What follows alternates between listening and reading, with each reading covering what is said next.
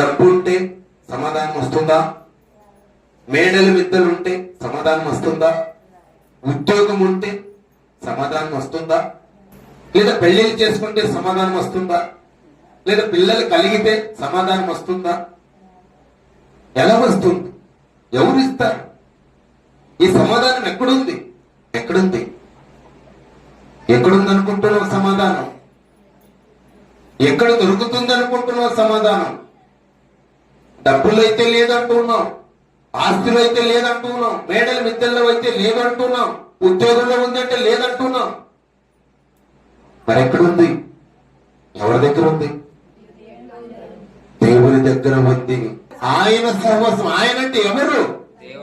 దేవుని ఎంత దొరుకుతుంది. ఆయన తప్ప నీకు ఎవరు లేరండి. మరి ఎంతవరకు చెప్పుకున్నాం? లోకం ఆచార ప్రకారంగా ఎక్కడ సమాధానము లేదు. ఆయన సహవాసం చేస్తే చాలు, ఆయన ఎంబడిస్తే చాలు, ఆయన అడుగుజాడల్లో నడిస్తే చాలు, ఆయన పరిశుద్ధ సహవాసం కలిగి ఉంటే చాలు. ఏమొస్తుంది నీకు? సమాధానం.